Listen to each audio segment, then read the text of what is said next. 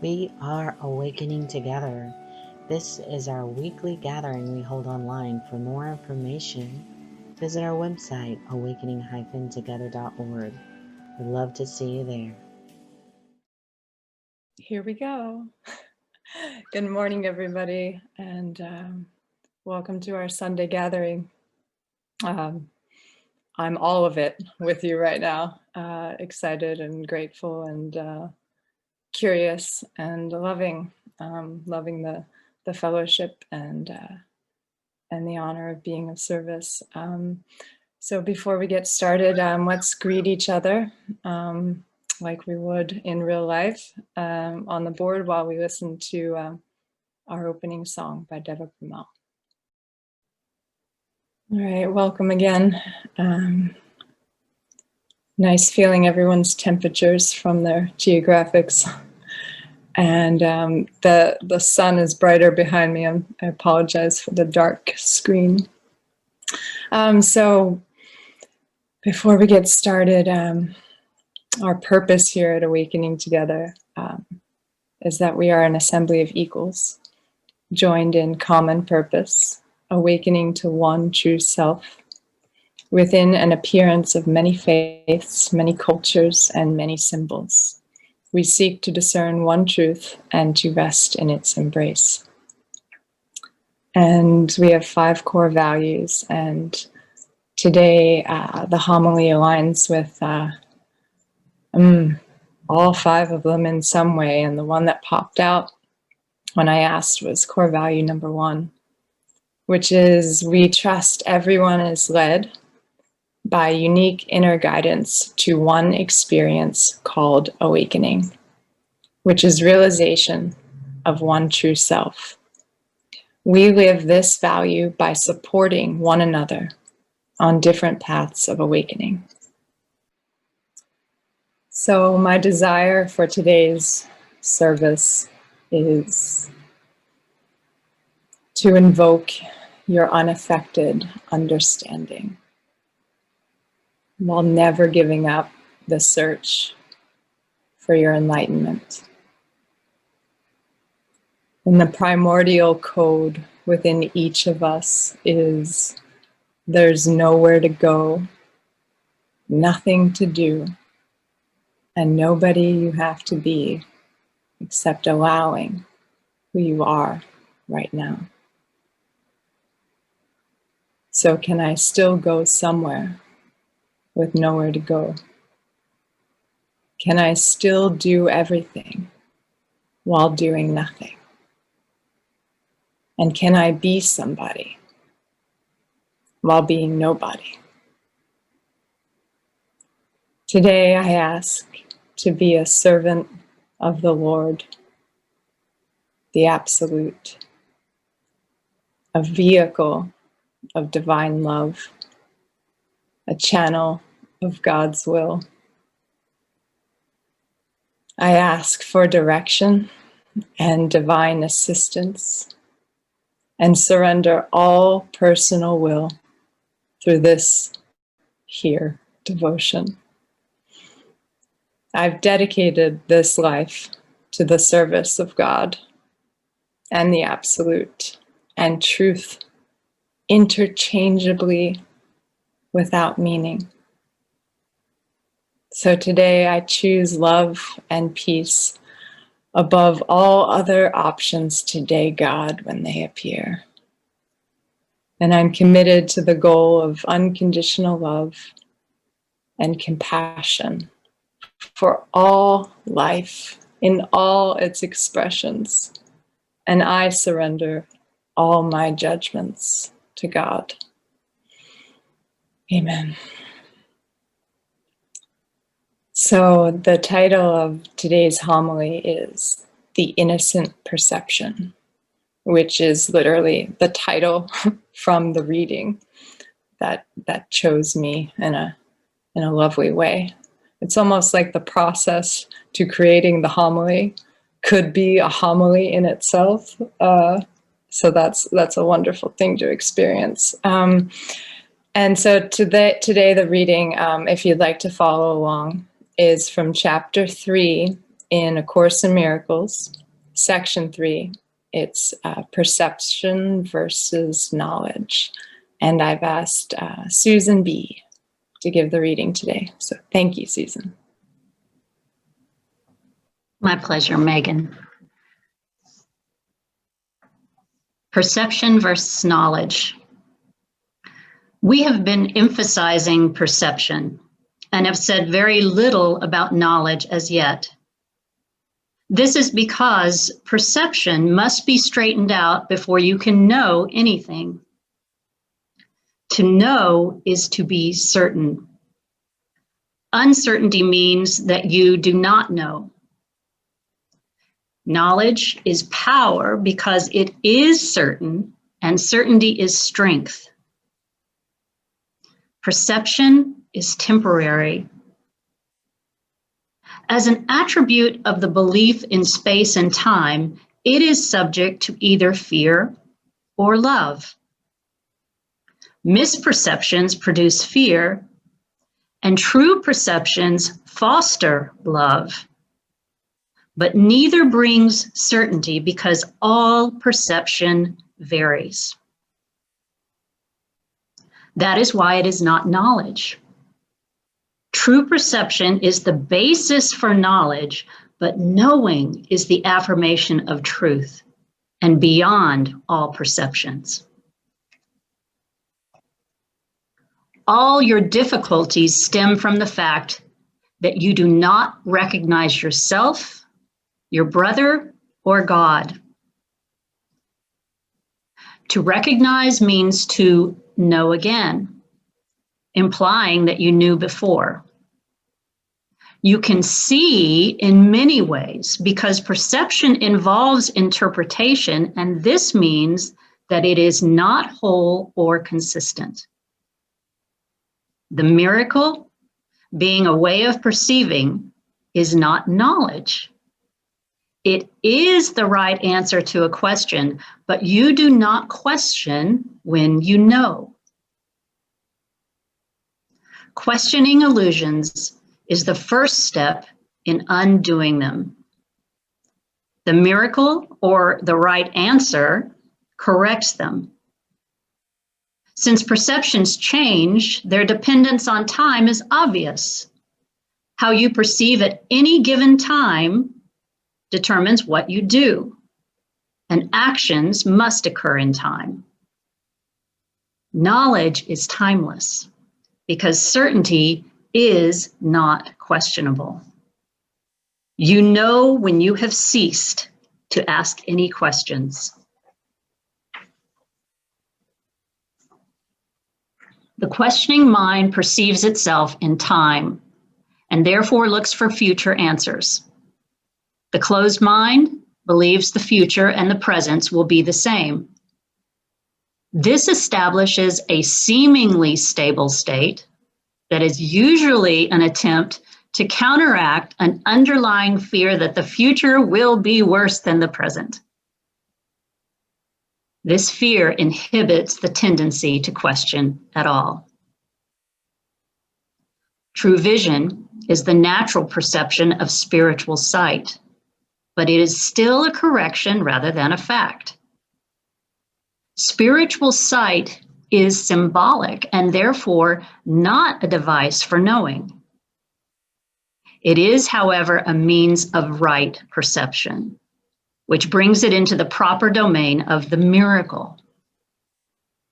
A quote, vision of God would be a miracle rather than a revelation. The fact that perception is involved at all removes the experience from the realm of knowledge. That is why visions, however holy, do not last. The Bible tells you to know yourself or to be certain. Certainty is always of God. When you love someone, you have perceived him as he is, and this makes it possible for you to know him. Until you first perceive him as he is, you cannot know him. While you ask questions about him, you are clearly implying that you do not know God. Certainty does not require action. When you say you are acting on the basis of knowledge, you are really confusing knowledge with perception. Knowledge provides the strength for creative thinking, but not for right doing. Perception, miracles, and doing are closely related. Knowledge is the result of revelation and induces only thought. Even in its most spiritualized form, perception involves the body. Knowledge comes from the altar within and is timeless because it is certain. To perceive the truth is not the same as to know it. Right perception is necessary before God can communicate directly to his altars, which he established in his sons. There he can communicate his certainty, and his knowledge will bring peace without question. God is not a stranger to his sons, and his sons are not strangers to each other.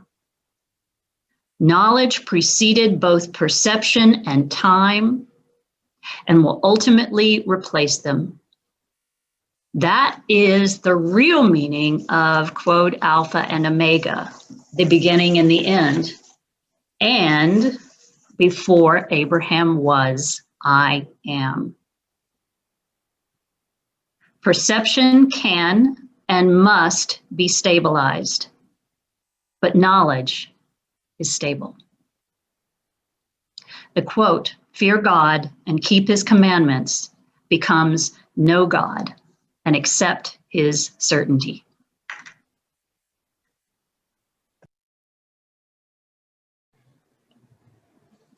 Beautiful. Thank you so much, Susan. I love just experiencing the ride of being read to. And now I have the gift and the opportunity to share from that reading. In the past, in my homilies, I sometimes feel like what inspires me from the reading takes me on a ride, and I write about it, and I lose the reading. So as I was going through the process of the homily, I just asked to have a nice blend of going through the reading and seeing what comes out, and if I wrote about it or if I just share from the hip. And that's not important, but it is important in going to the root of it doesn't really matter, and everything we're talking about in this reading. My perception of this appearance of a homily is still a perception. So yeah, and that's just about the constant investigation of what appears and allowing it. So we literally get to do it live together in awakening together and on our own. So with that being said, let's say some more. So perception versus knowledge, and the innocent perception. I've been really inspired lately by getting back in touch with innocence, but now with the depth and the understanding of excavating the consciousness to be open to receive. As an innocent child, I am pretty much only once removed from God, yeah? And then I am this and that. So to go through that loop in life and return to innocence, right? We knew what to do with the contrast, and the journey makes sense, but we also carved out all the meaning and non-meaning. So it's almost like an expanded innocence. And so when the reading found me, it just made sense to learn how to talk about it better, I guess you could say. or to teach myself and you as me the importance of talking about it. So the Course goes to say, we have been emphasizing perception and have said very little about knowledge as yet. This is because perception must be straightened out before you can know anything. And, you know, that is honoring the discernment practice that we're being taught how to do. And not saying we know what perception is, but this capitalized knowing of certainty. So I love the conversation in this reading. So how does this pesky perception create duality and result in this certainty and uncertainty conversations, constant conversation? So we find ourselves in a swimming pool of arbitrary selectivity, like this random appearance, which somehow is already polarized for me. Polarizing right in front of me the oneness of reality into seemingly separate parts. And we learned that these parts are apparent only and not actually separate in reality. So the separation into parts occurs only in the mind and not in reality. And this is how we end up speaking of here and there, or now versus then, or we randomly select out portions from the flow of life, even that intuitive flow, and grab it. And it's an event, or a holy vision, or a happening. And the consequence that can be turned into this serious mental affliction, you know, is just a mental process. That the consequence is when this becomes the only production of our life. And then life is this false causality. Cause and effect is my life. Cause and effect is my life. And this is where I found my bad belief. this misunderstanding leads to endless human problems and tragedies, because we are only experiencing time and space from a time machine head. So the Course goes on to say, to know is to be certain. Uncertainty means that you do not know. Knowledge is power because it is certain, and certainty strength. And I wanted to go a little bit into knowledge is power because it is certain. And I loved what I learned through like dying to my own addiction of wanting to die the wrong way, you know, not wanting the ego death, but just thinking, you know, my call to love was to escape the reality of the matrix, so to speak. I just was doing it by killing what was keeping me trapped, and just didn't learn the proper way, which now we call spiritual tools, practices. So the power in being powerless over my thoughts and my emotions and my ideas gives me the strength and the certainty, and there's knowledge in that.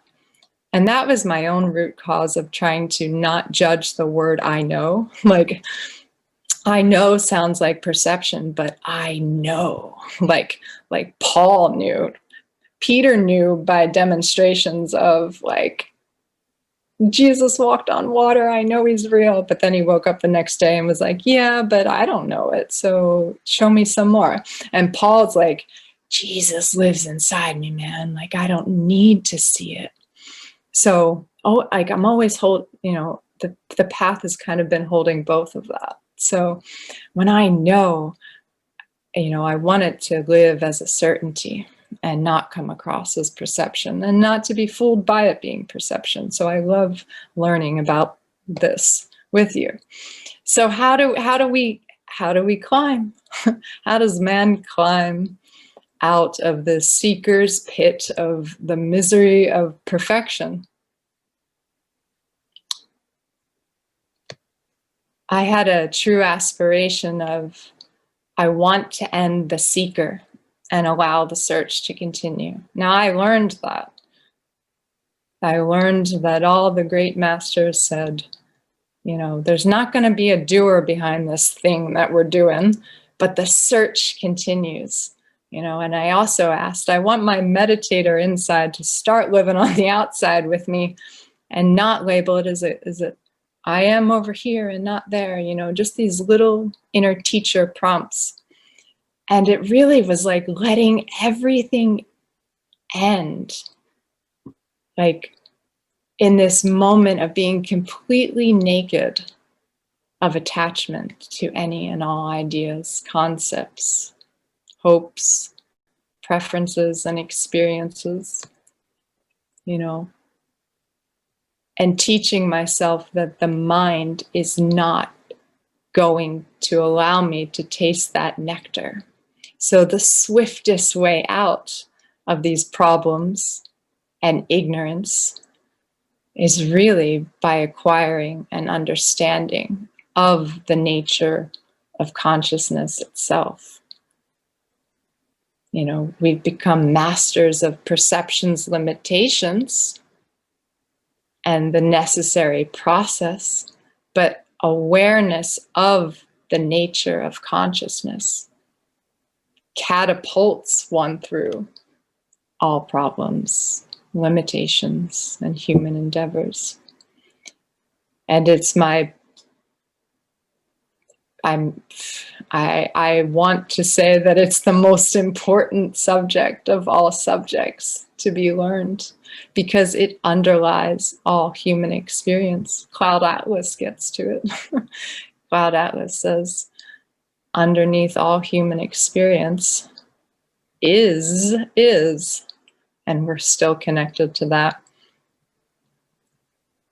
So how does this manifestation out here look like that?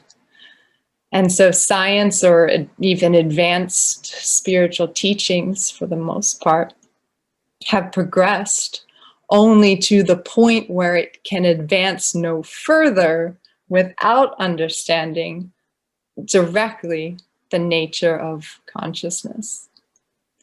And through the relentless self-investigation and coming to the final, no questions, I am not any of my thoughts,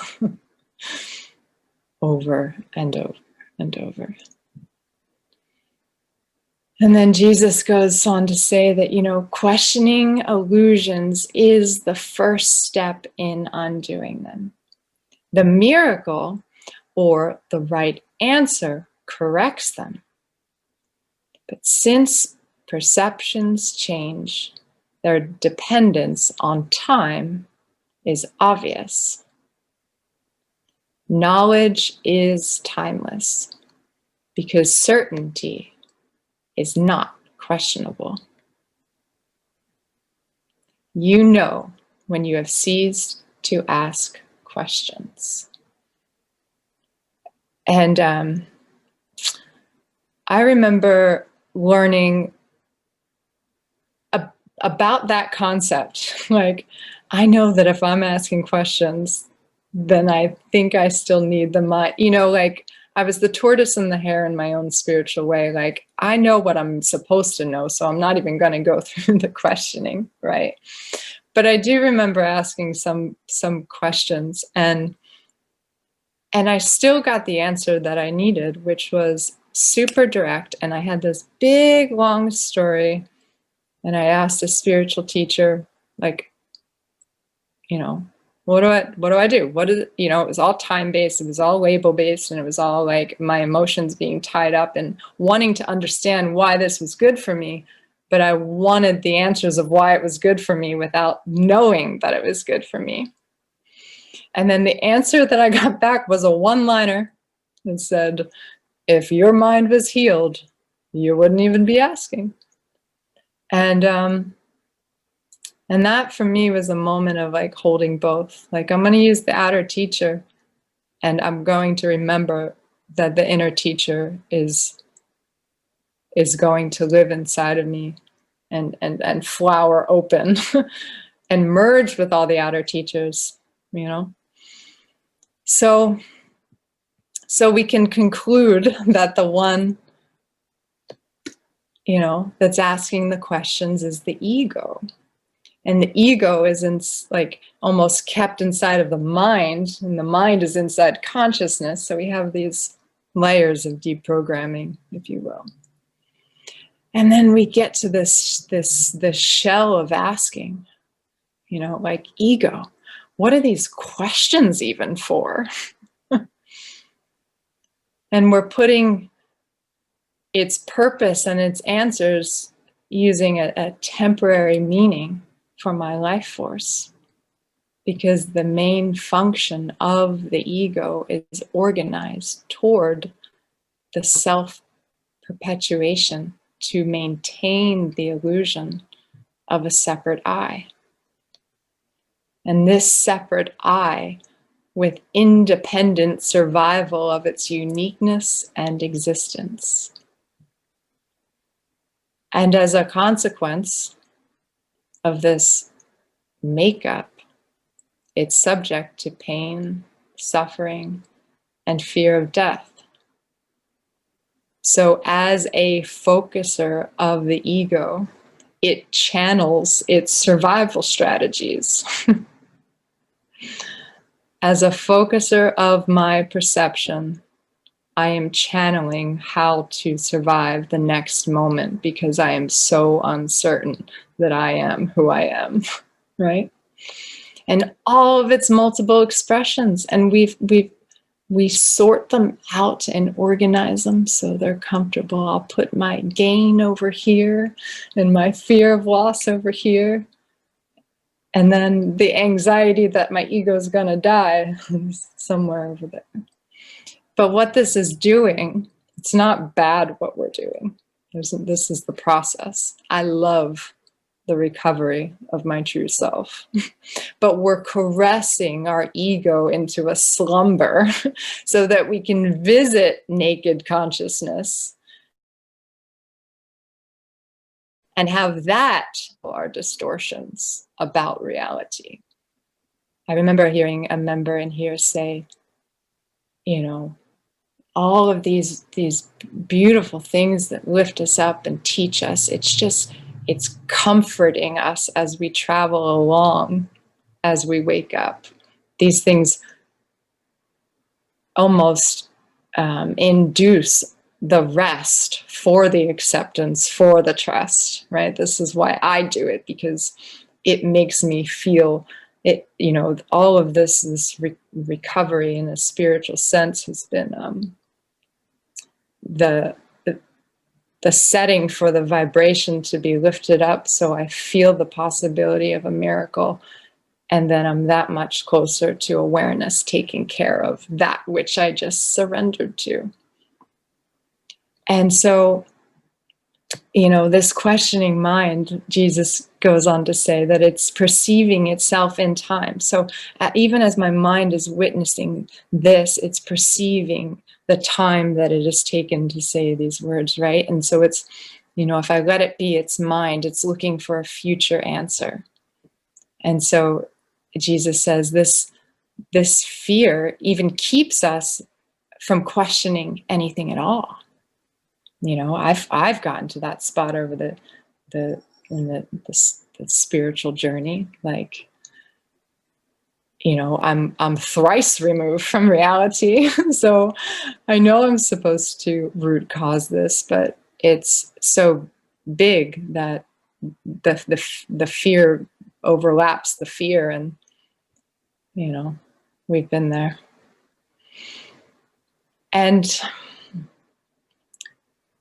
But what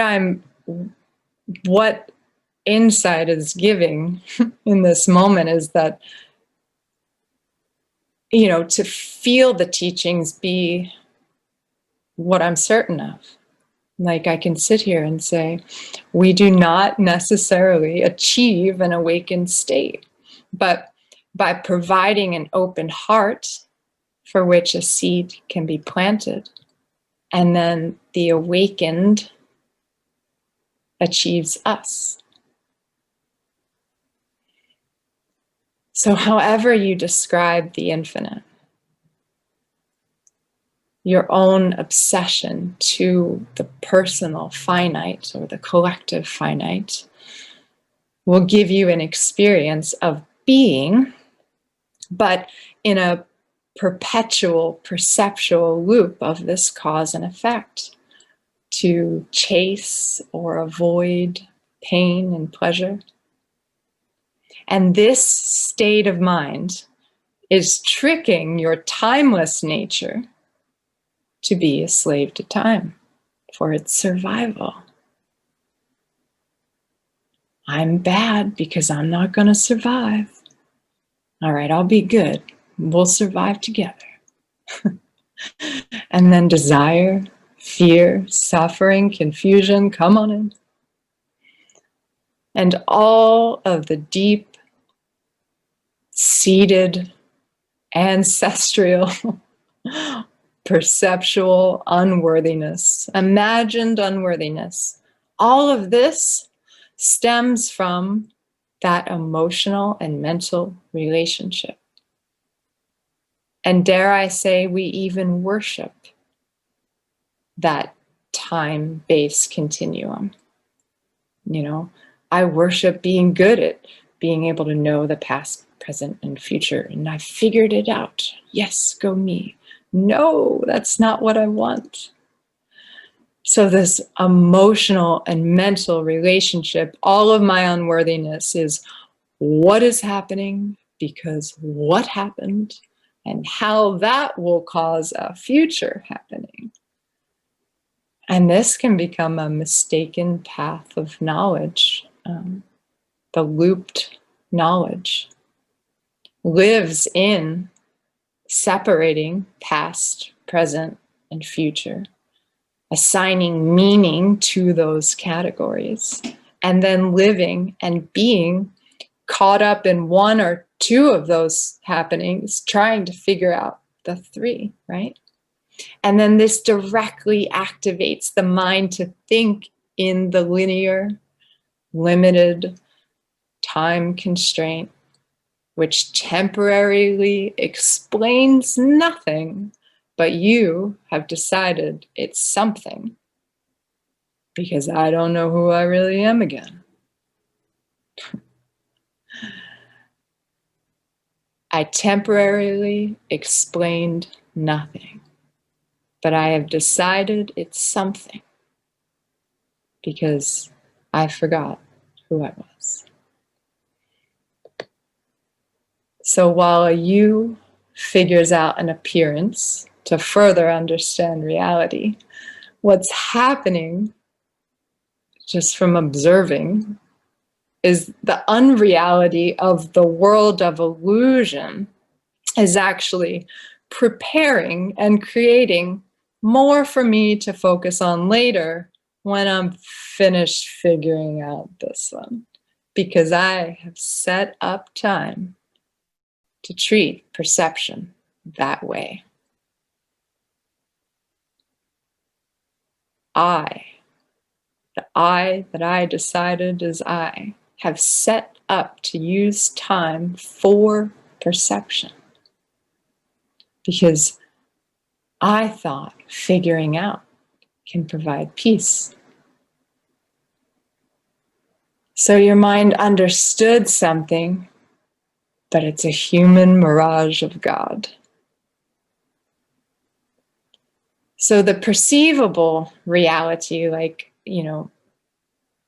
masters, they capitalize reality and say that there is still perception, even in the highest realm of consciousness, although it's still not it's still not absolute, because anything that is happening inside consciousness can still be perceived.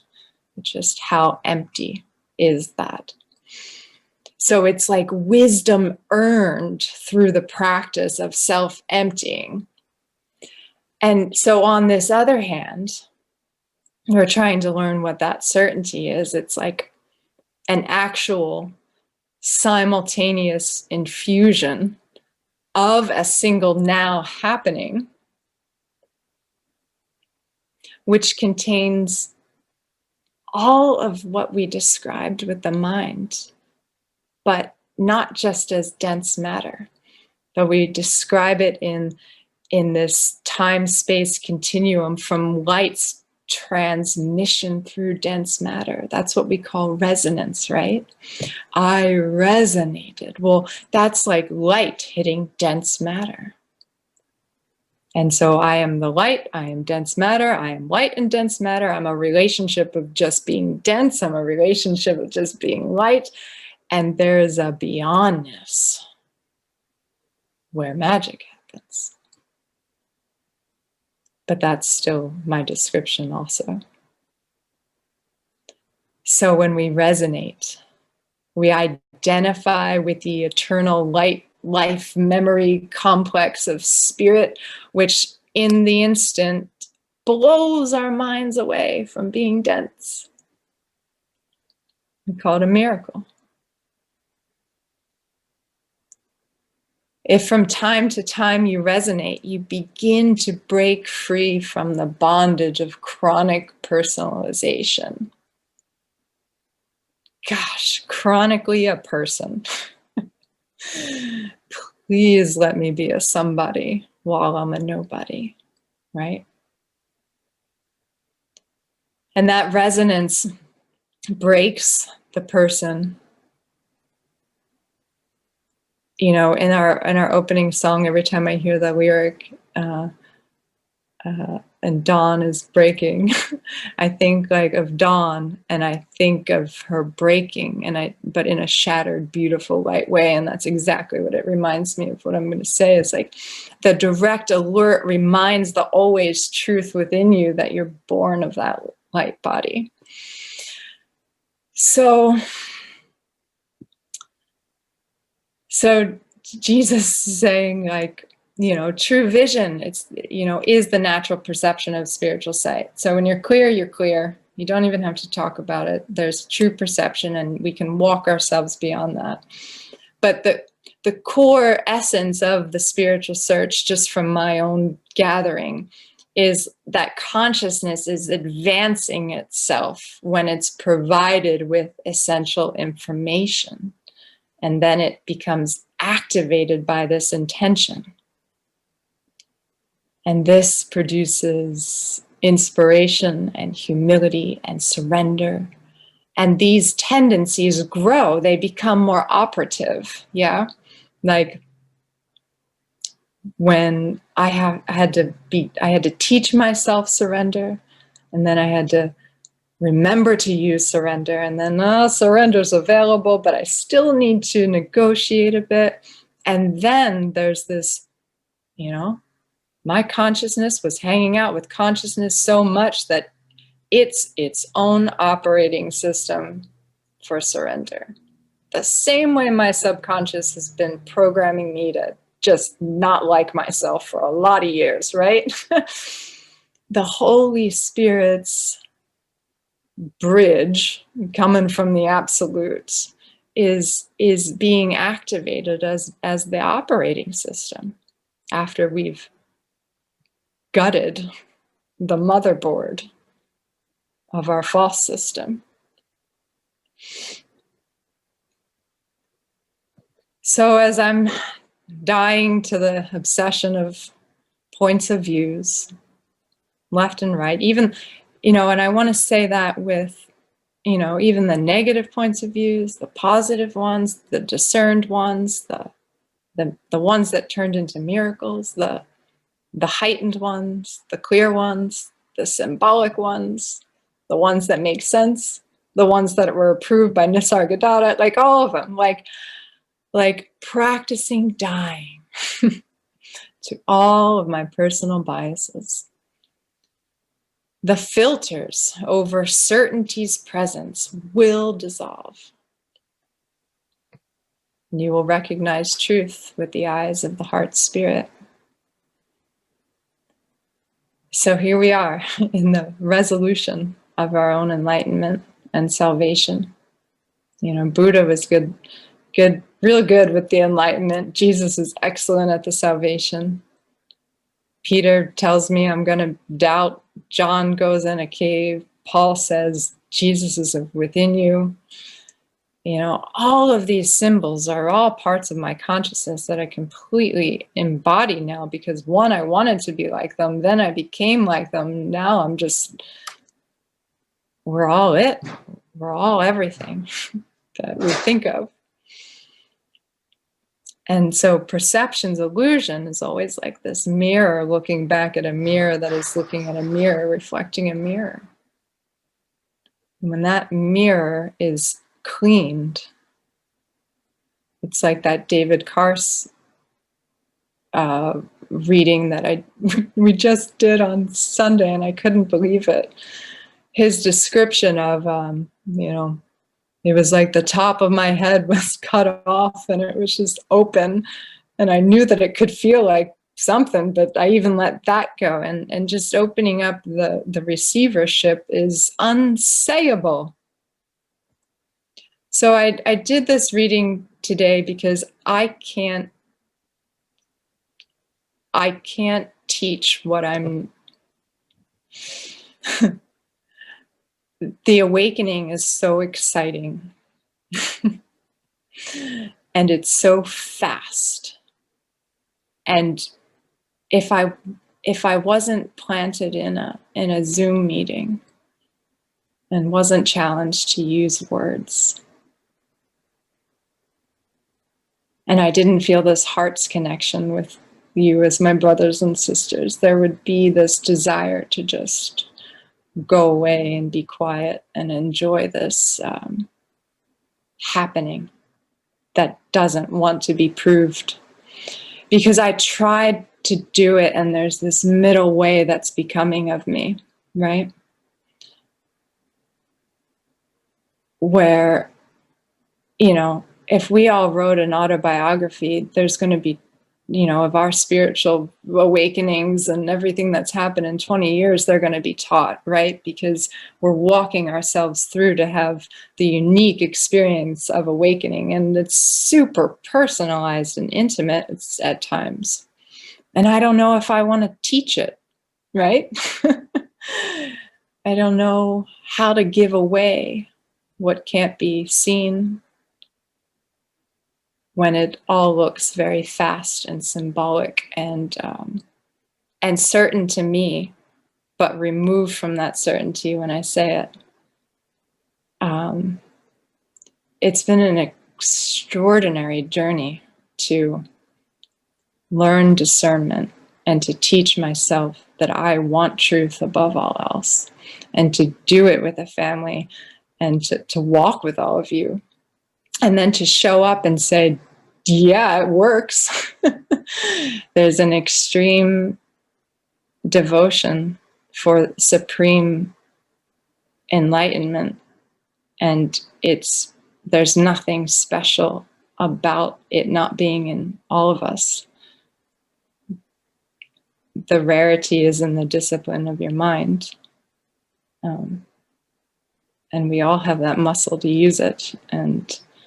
And this place here made my mind clean to receive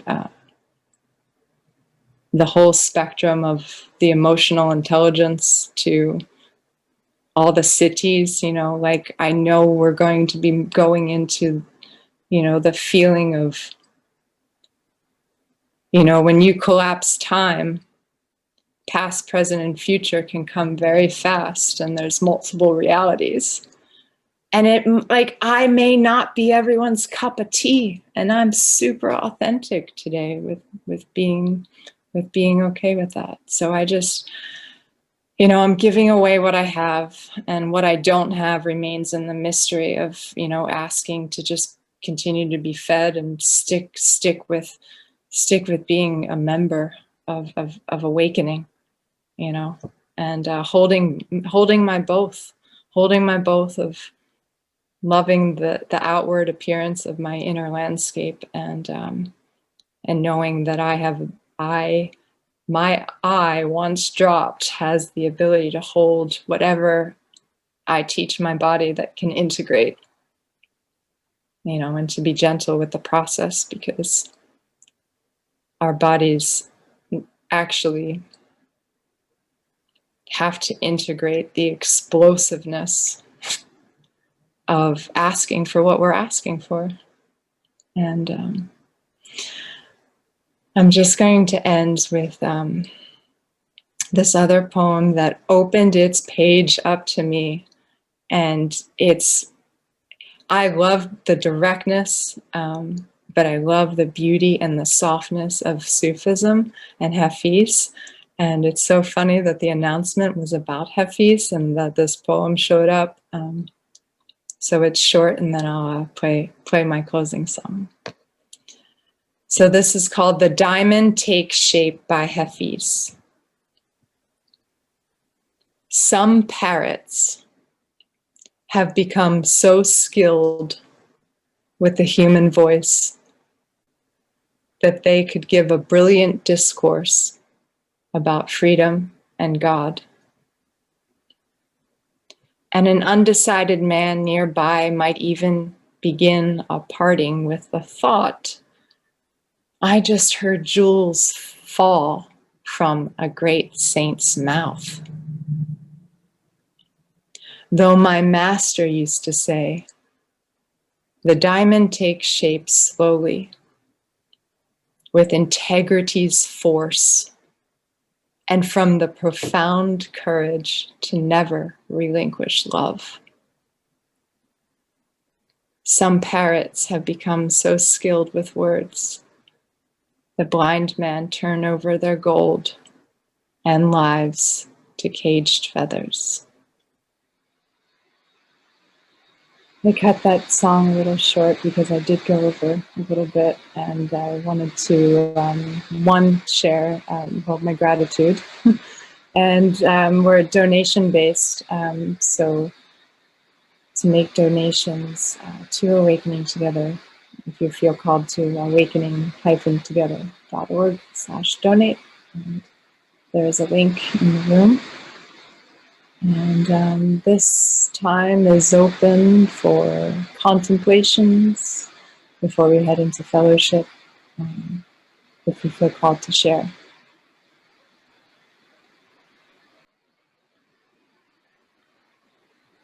All right, I have another song I'll play for the last 4 minutes or so. And Reverend Billy and I have been doing a show on Tuesday nights at 8:30 where we talk about similar conversations and Nisargadatta. So I just wanted to plug that in. So I'll play one more song and just another thank you. I hope everyone has a beautiful Sunday, and thanks again, Dawn, for your leadership, and Awakening Together for this platform, and all of you for your love, and Susan for that beautiful reading. I'll hand it over to you, Dawn. Thanks. Thank you for watching. This was our weekly gathering that we hold online. For more information, you can visit our website at awakening-together.org, or you can subscribe to our Awakening Together channel and click the bell for more notifications when we post our weekly gatherings. Thank you again for watching.